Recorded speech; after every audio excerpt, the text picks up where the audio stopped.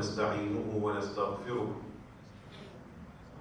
ونؤمن به ونتوكل عليه ونعوذ بالله من شرور أنفسنا ومن سيئات أعمالنا من يهده الله فلا مضل له ومن يضلل فلا هادي له أشهد أن لا إله إلا الله وأشهد أن محمدًا عبده ورسوله أما بعد فإن خير الحديث كتاب الله وخير الهدي هدي محمد صلى الله عليه وسلم وشر الأمور محدثاتها وكل محدثة بدعة وكل بدعة ضلالة. أعوذ بالله من الشيطان الرجيم. بسم الله الرحمن الرحيم. قد أفلح من تزكى وذكر اسم ربه فصلى بل تؤثرون الحياة الدنيا والآخرة خير وأبقى صدق الله العظيم. اللهم صل على محمد وعلى آل محمد كما صليت على إبراهيم وعلى آل إبراهيم إنك حميد مجيد. اللهم بارك على محمد وعلى آل محمد كما باركت على إبراهيم وعلى آل إبراهيم إنك حميد مجيد. اللهم ربنا آتنا في الدنيا حسنة وفي الآخرة حسنة وقنا عذاب النار. اللهم انصرنا وانصر الإسلام والمسلمين. اللهم انصر إخواننا في فلسطين. اللهم انصرهم نصر عزيز مقتدر. اللهم اهلك اليهود والنصارى الظالمين منهم. اللهم اهلكهم بددا ولا تترك منهم أحدا.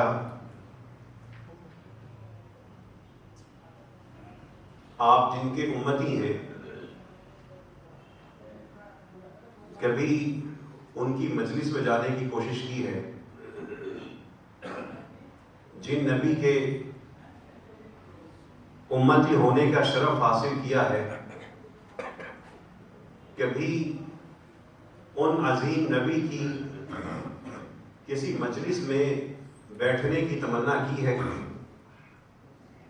کبھی ان کی مجلس کو اور ان کی نشستوں کو سمجھنے اور پرکھنے کی کوشش کی ہے؟ کیسی شاندار مجلسیں ہیں. اگر ہم ادھر ادھر کے اپنے بنائے ہوئے موضوعات چھوڑ کر صرف قرآن کریم اور حدیث رسول صلی اللہ علیہ وسلم کی روشنی میں اپنا مطالعہ کرنا شروع کر دیں تو ہمیں ہر پل یہ احساس ہوگا کہ جن نبی کا ہم کلمہ پڑھتے ہیں ہم انہی کے ساتھ جی بھی رہے ہیں، جاگ بھی رہے ہیں، اٹھ بھی رہے ہیں، سو بھی رہے ہیں. ہم ان سے سینکڑوں سال کے فاصلے پہ ہیں لیکن وہ فاصلے مٹتے ہوئے نظر آئیں گے. وہ زمانے کے اعتبار سے ہم سے پہلے چلے گئے لیکن اللہ تعالیٰ ہمیں قرآن اور حدیث کی برکت سے ان کی نشستوں سے برکتیں عطا فرمائیں گے. رسول اللہ صلی اللہ علیہ وسلم تشریف فرما ہے. جاء رجل الى النبی صلی اللہ علیہ وسلم. ایک آدمی آپ صلی اللہ علیہ وسلم کی خدمت میں حاضر ہو گیا. آگے کہتا ہے السلام علیکم. آپ صلی اللہ علیہ وسلم نے اس کا جواب دیا. ثم جلس. وہ اسلام کہہ کے بیٹھ گیا. آپ نے کہا 10. آپ بیٹھے ہیں، ایک اور شخص آ گیا، اس نے آ کے سلام کیا. آپ نے سلام کا جواب دیا. آپ نے کہا 20. پھر ایک اور شخص آیا، آ کے بیٹھ گیا. اس نے سلام کیا، آپ نے جواب دیا، وہ بیٹھ گیا. آپ نے کہا 30. اب پہلا جو شخص آیا تھا اس نے جب سلام کیا اس نے صرف اتنا کہا تھا السلام علیکم. دوسرے نے آگے کہا تھا السلام علیکم ورحمۃ اللہ. تیسرے نے کہا تھا السلام علیکم ورحمۃ اللہ وبرکاتہ. جس نے صرف پہلے الفاظ ادا کیے آپ صلی اللہ علیہ وسلم نے فرمایا اس کی 10 نیکیاں تو ہوئیں، اور جس نے السلام علیکم ورحمۃ اللہ کہا اس نے 20 نیکیاں کما لی، اور جس نے السلام علیکم ورحمۃ اللہ وبرکاتہ اپنے سامنے آنے والوں کو یہ 3 دعائیں اس طرح دی اس نے 30 نیکیاں کما لی. یہ ہے رسول اللہ صلی اللہ علیہ وسلم کی ایک مجلس. آپ نے سن لی سلام، آپ ساری عمر کرتے آئے ہیں. اب ایک سلام ہی لوگوں سے ملتے ہوئے سلام کہنا یہ بھی نیکیاں کمانے کا موقع ہے. وہ فیصلہ آپ کو کرنا ہے کہ اپنے اندر یہ تبدیلی، یہ مجلس، یہ نشست سن کر کیا پیدا کرنی ہے. یہ مجلسیں کیسی ہوتی تھیں، یہ نبوت کا دربار کیسے سجتا تھا.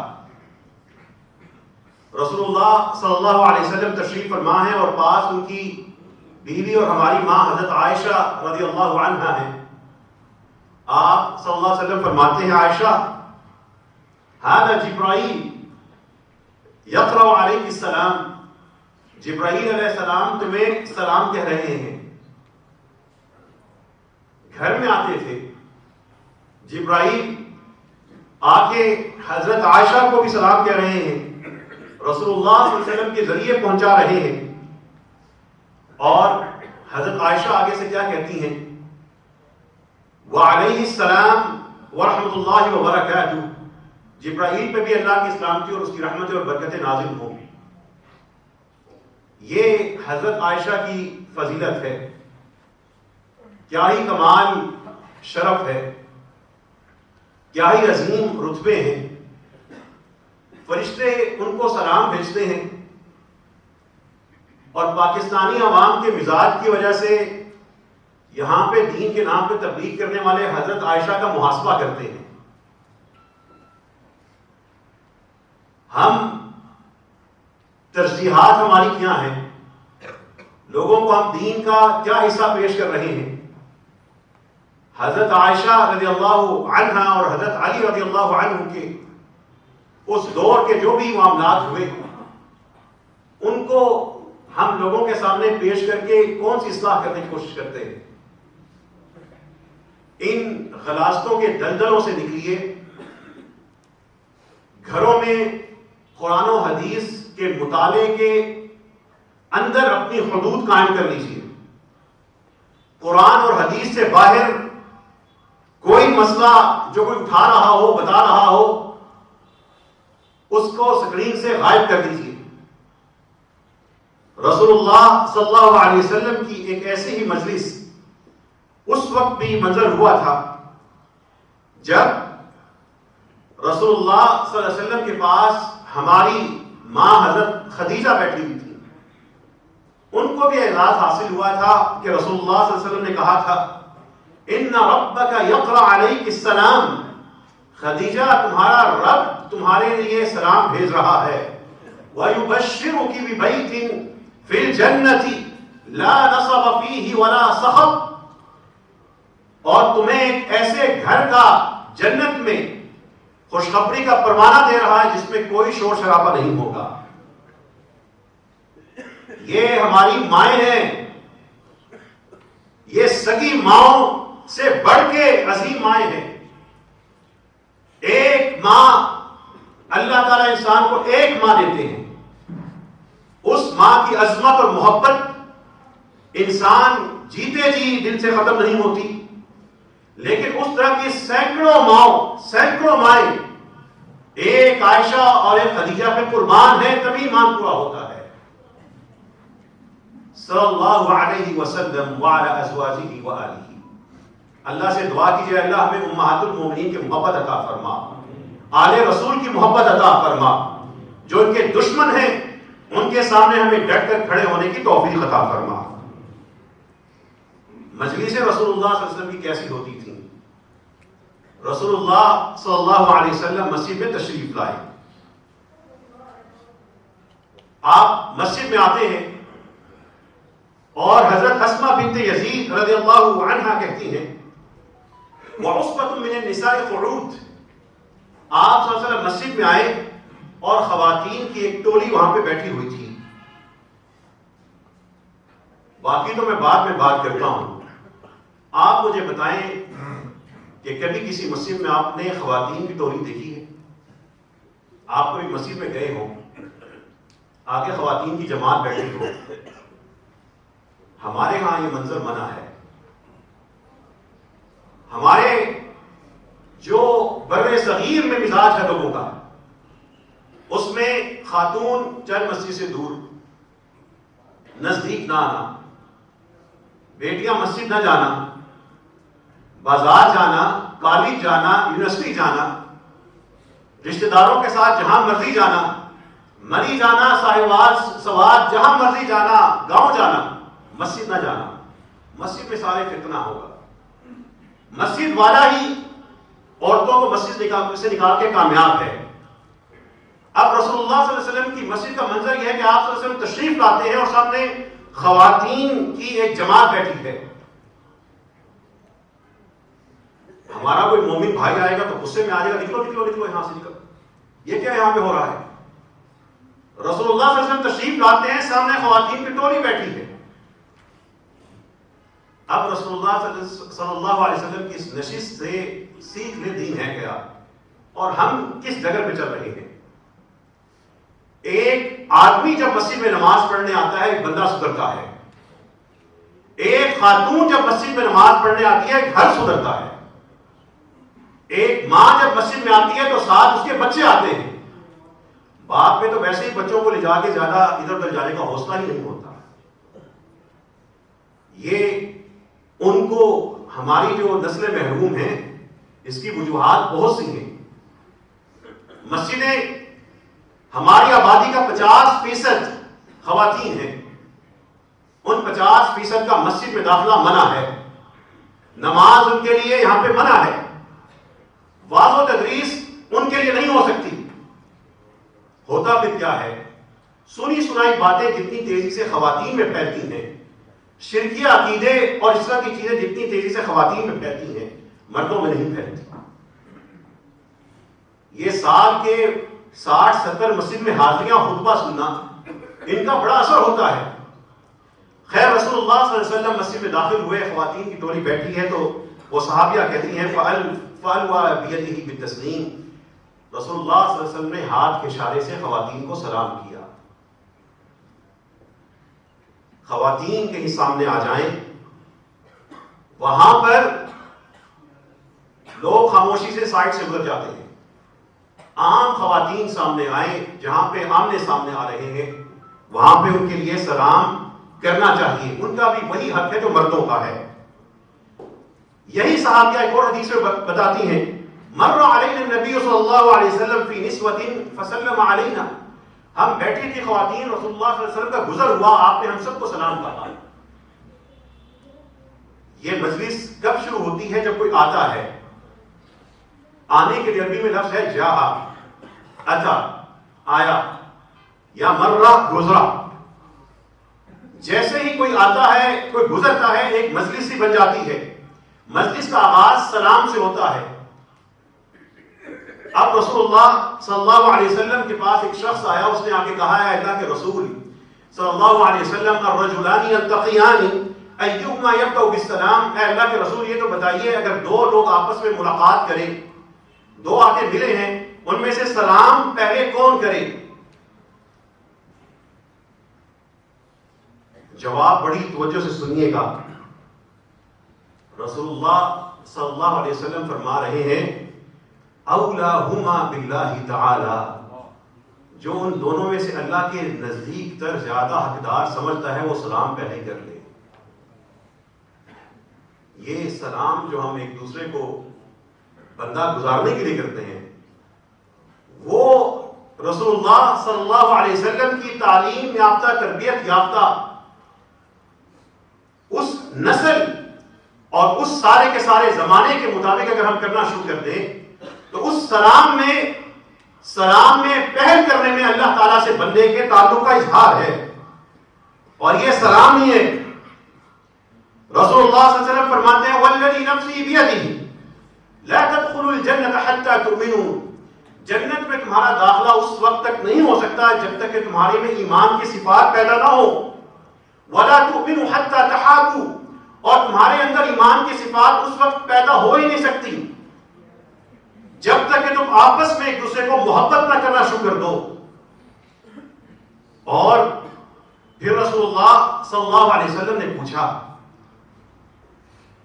کیا میں تمہیں ایک ایسی بات نہ بتاؤں افلا ادلکم علی شیء اذا فعلتموه تحاببتم, کہ اگر تم لوگ وہ کام شروع کر دو تم آپس میں ایک دوسرے کو پیار کرنا شروع کر دو تمہارے میں محبتیں پیدا ہو جائیں. رسول اللہ صلی اللہ علیہ وسلم نے فرمایا افشوا السلام بینکم, محبتیں بانٹنی ہے تو ایک دوسرے میں آپس میں سلام عام کر دو. ہمارے ہاں اپنے فرقے کا بندہ ہو تو دونوں ہاتھ جوڑ کے سلام کرتے ہیں. دوسرے فرقے کے کسی مذہبی شخص سے ملاقات ہو جائے تو اول تو ہاتھ نہیں نکالتے, نکالے تو ہلکی سی آخر سے انگلیاں لگا لیتے ہیں. یہ ہمارا عملی رویہ ہے. وہ رویہ ہے جو صبح و شام مذہبی فرقوں میں تقسیم اور جماعتوں میں بکھرے ہوئے لوگوں کے درمیان صبح شام اٹھتے بیٹھتے ہوئے میں خود دیکھتا اور محسوس کر کے گواہی دیتا ہوں. ہمارے دینی علم میں ہمیں یہی سکھایا کہ یہ لوگ بس اچھے ہیں, باقیوں سے بچ کے رکھنا. ہماری زندگی کسی نصرانی عالم دین کے عیب جوئی کرتے ہوئے نہیں گزرے گی. کسی یہودی عالم کا موجودہ دور کا ہمیں نام نہیں پتا ہوگا, لیکن ہم اپنے ہی اہل علم کے خلاف گھنٹوں بات کر سکتے ہوں گے. اسی لیے تو پھر ہمارے میں ایمان کی صرف پیدا نہیں. جب نفرتیں ہوں گی ایمان نہیں ہوگا, ایمان نہیں ہوگا تو جنت نہیں ملے گی. جنت چاہیے تو ایمان کی صرف پیدا کرنی ہے, ایمان کی صرف پیدا کرنی ہے تو نفرتیں نکالنی ہیں, نفرتیں نکلیں گی تو سلام ہوگا, سلام ہوگا تو امت ہوگی. یہ ایک چھوٹی سی بات رسول اللہ صلی اللہ علیہ وسلم کہہ کے جا رہے ہیں کہ سلام افشوا السلام بینکم. پھر رسول اللہ صلی اللہ علیہ وسلم کی یہ جو مجلسیں ہیں, یہ جو آپ اسکرین کے اوپر ادھر کی سنی ادھر کی سنی, اس نے کہا اس کو چھوڑیں, کتابیں کھولیں, رسول اللہ صلی اللہ علیہ وسلم کی مجلس میں حاضر ہو جائیں. ایک بندہ آتا ہے, اللہ کے رسول صلی اللہ علیہ وسلم کی مجلس میں حاضر ہوتا ہے. جاء رجل الى رسول اللہ صلی اللہ علیہ وسلم یا رسول اللہ اصبت حدا فاقمه علی. اے اللہ کے رسول, میں ایک بڑے گناہ کی وجہ سے میرے پہ حد واجب ہو چکی ہے, میں اللہ کا مجرم بن چکا ہوں. فاقمه علی. اے اللہ کے رسول میرے اوپر حد لاگو کر دیں, وہ شرعی سزا میرے پہ لاگو کر دیں. گناہ کرنے کے بعد آخرت کے عذاب کا ڈر دلوں میں تھا, لوگوں کو نہیں پتا. بندہ وہ گناہ کر کے رسول اللہ صلی اللہ علیہ وسلم کی مجلس میں آ گیا.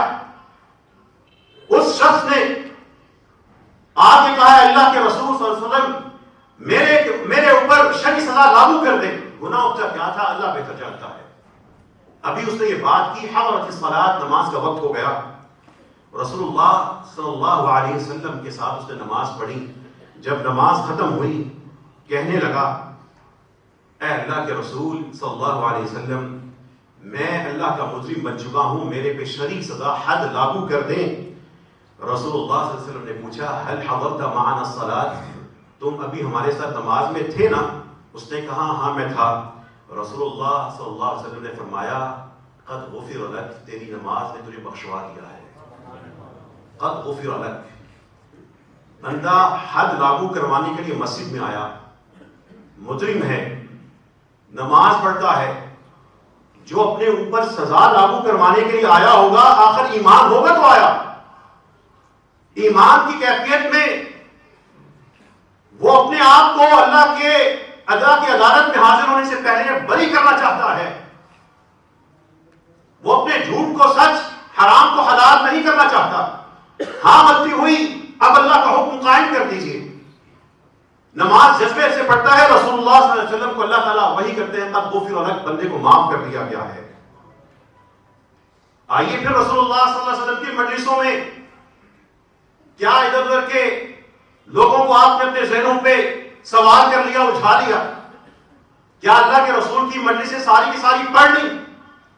اللہ کے رسول صلی اللہ علیہ وسلم تشریف فرما ہے، جاء رجل الى النبی صلی اللہ علیہ وسلم فاستأذنه للجہاد، ایک بندہ آیا آ کے کہنے لگا اللہ کے رسول جہاد کی اجازت چاہیے، شامل ہونا ہے۔ رسول اللہ صلی اللہ علیہ وسلم نے پوچھا احی الوالدات، ماں اور باپ دونوں زندہ ہیں؟ کہنے لگا نعم، ہاں۔ قال ففیہما فجاہد، رسول اللہ صلی اللہ علیہ وسلم نے ارشاد فرمایا بندے اپنے ماں باپ کی خدمت میں ہی اپنا جہاد پورا کر لے۔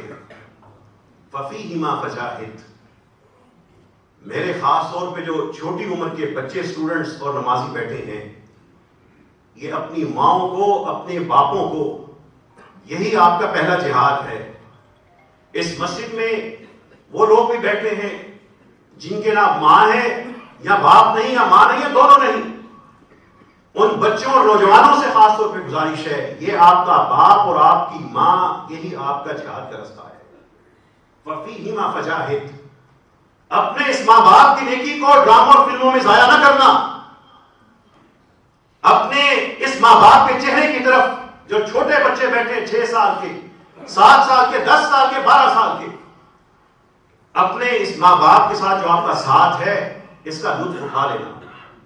ایک وقت آئے گا انسان تمنا کرے گا لیکن ماں باپ نہیں ہوتے۔ اللہ تعالی ہم سب کے ماں باپ پہ اپنی رحمت نازل فرمائے، جو زندہ ہیں فوت ہو چکے ہیں اللہ ان پہ اپنی رحمت نازل فرما دے۔ پھر رسول اللہ صلی اللہ علیہ وسلم کی مجلس، ایک اور مجلس پہ چلتے ہیں۔ اس دن مجلس ایسی تھی کہ رسول اللہ صلی اللہ علیہ وسلم کھڑے ہو کے ممبر پہ ارشاد فرما رہے ہیں، ایک شخص آتا ہے، جاء رجل، ایک شخص آ گیا، آنے کے بعد جاء رجل والنبی صلی اللہ علیہ وسلم یخطب، آپ صلی اللہ علیہ وسلم خطبہ دے رہے تھے، جمعے کا دن ہے، بندہ آیا آ کے بیٹھ گیا، آپ نے پوچھا اصلیت یا فلان، اور بیٹھنے والے یا فلان نماز پڑھ لی ہے؟ اس نے کہا نہیں، باہر سے آیا سیدھا آ کے مسجد میں بیٹھ گیا۔ رسول اللہ صلی اللہ علیہ وسلم نے فرمایا قم فرکع رکعتین، اور 2 رکعتیں ادا کرو، کھڑے ہو اور 2 رکعتیں پڑھ لو۔ یہ رسول اللہ صلی اللہ علیہ وسلم مسجد کے آداب سکھا رہے ہیں۔ جب مسجد میں داخل ہوں پہلا کام یہ ہے کہ 2 رکعتیں تحیت المسجد پڑھنی ہے۔ جس طرح مسلمان ایک دوسرے کو سلام کرتے ہیں، کہتے ہیں السلام علیکم، خیر مقدمی کلمات کہتے ہیں، مسجد کا ایک وجود ہے، مسجد کا ایک پروٹوکول ہے، اس کا ایک احترام ہے، اس کا ایک حق ہے۔ آپ کو اگر کوئی سلام نہ کرے آپ ناراض ہو جائیں گے، بندہ ملا تھا سلام ہی نہیں کیا۔ مسجد کا حق یہ ہے اس میں داخل ہوں کسی بھی وقت، داخل ہوں جب بھی، جاتے ہی وہاں پر 2 رکعت تحیت المسجد سلام کے طور پہ پڑھنے ہیں۔ یہ مسجد کا خیر مقدمی حق ہے۔ رسول اللہ صلی اللہ علیہ وسلم کی مجلسوں کو کبھی ان میں جھانکنے کی کوشش تو کریں۔ یہ جتنی میں احادیث پڑھ رہا ہوں یہ ایک لفظ سے شروع ہوتی ہیں، جاء رجل، ایک بندہ آیا رسول اللہ صلی اللہ علیہ وسلم کی خدمت میں، اور پھر یہ ماجرا ہو گیا۔ اور کیسے ماجرے ہوتے تھے، کیسی باتیں ہوتی تھیں؟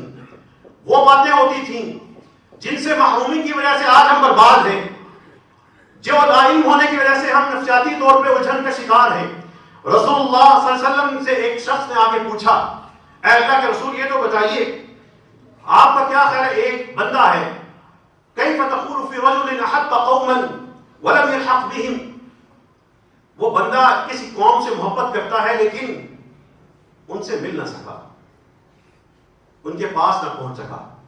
ہو سکتا ہے مجاہدین سے محبت کرتا ہو لیکن ان سے مل نہ پایا۔ محدثین سے، مفسرین سے، حفاظ سے، نیک لوگوں سے، اللہ کے ولیوں سے پیار کرتا ہو، ان کو آئیڈیل سمجھتا ہو لیکن ان کی صحبت نہ پا سکا۔ اور ہو سکتا ہے کوئی ہم جیسوں کی تربیت یافتہ نوجوان ان کی اولادوں میں سے کوئی نوجوان بیٹا اور بیٹی انگریزوں کو، ان کے ہیروز کو، ان کی خواتین فلمی اداکاراؤں کو دل میں بسا کے بیٹھا ہو، ان پہنچ نہ پاتا ہو، لیکن صبح و شام ان کے بارے میں سوچتا ہو. اور ہمارے اکثر ایسے ہی ہیں. وہ برا آئیڈیا بھی بنا سکتا ہے، اچھا بھی بنا سکتا ہے. اس آدمی نے اللہ کے رسول صلی اللہ علیہ وسلم سے سوال کیا تھا، بندہ کسی سے پیار کرتا ہو، ان تک پہنچتا نہ ہو، ایسے بندے کے بارے میں آپ کا کیا خیال ہے؟ رسول اللہ صلی اللہ علیہ وسلم نے فرمایا، المرء مع من احب، بندہ انہی کے ساتھ شمار ہوگا جن کو پیار کرتا ہو. قرآن والوں سے پیار کرنے اللہ تعالیٰ ان کے ساتھ لگا دے گا. فلمیں دیکھ دیکھ کر انہی کی طرح کے ڈریسز تیار کروا کے اسی طرح کے نچوا کے اپنے بیٹیوں کو، ان کو آئیڈیل بنا کے اللہ ادھر لگا دے گا.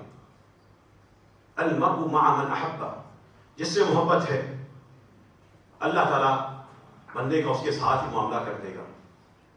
پھر ایک بندہ آیا، رسول اللہ صلی اللہ علیہ وسلم کی خدمت میں آ کے کہنے لگا، اے اللہ کے رسول یہ تو بتائیے، ایک شخص اس لیے ڈرتا ہے کہ اس کے اندر غیرت ہے، قبیلے کی، اپنے دیس کی، اپنی قوم کی نخوت ہے، اور ایک بندہ ہے وہ ہے ہی بہادر، وہ اس لیے جا کے جنگ میں شریک ہوتا ہے، اور ایک اس لیے جا کے شریک ہوتا ہے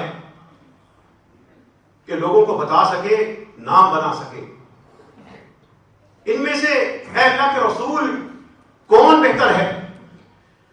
جو لوگ فوج میں اس لیے بھرتی ہوتے ہیں کہ میں اپنے دیش کا دفاع کروں گا، یا اپنے بچوں کو فوج میں بھرتی کرواتے ہیں کہ اچھا گریڈ ملے گا، ایک پاور والا طبقہ ہے وہ اس میں چلا جائے گا، وہ یہ حدیث سن لیں. رسول اللہ صلی اللہ علیہ وسلم نے فرمایا، بات تو اسی کی بنے گی. اس شخص نے پوچھا تھا کہ ای ذالک فی سبیل اللہ، ان تینوں میں سے اللہ کی راہ میں کون شمار ہوگا؟ آپ صلی اللہ علیہ وسلم نے فرمایا، من قاتل لتکون کلمۃ اللہ ہی العلیٰ، وہی اللہ کے ہاں اللہ کی راہ میں شمار ہوگا جو اس لیے جنگ میں کودے گا تاکہ اللہ کے فرمان کو، اللہ کے دین کو بلندی نصیب ہو. دیس کی خاطر، روزی کی خاطر اور نام کی خاطر لڑنے والے کو وہ چیزیں مل جائیں گی، لیکن وہ سبیل اللہ سے محروم ہوگا. یہ رسول اللہ صلی اللہ علیہ وسلم کی مرضی سے بیان کر رہا ہوں. رسول اللہ صلی اللہ علیہ وسلم کی ایک اور حدیث، رسول اللہ صلی اللہ علیہ وسلم کے پاس ایک بدو آ گیا، آگے کہنے لگا، ای الناس خیر، یہ تو بتائیے لوگوں میں سے بہتر کون ہوگا؟ آپ صلی اللہ علیہ وسلم نے فرمایا، رجل جاہد بنفسہ ومالہ، وہ بندہ جس نے اپنے مال سے، اپنے نفس سے، اپنی سب چیزوں سے جہاد کیا. اور ورجل فی شعب من الشعاب، اور ایک بندہ جو دور گھاٹیوں میں سے کسی گھاٹی میں جا کے بس بیٹھ گیا، اپنے آپ کو چھپا لیا. یعبد ربہ، اپنے رب کو وہاں پہ جا کے عبادت کرتا رہا. ویدع الناس من شرہ، کیوں؟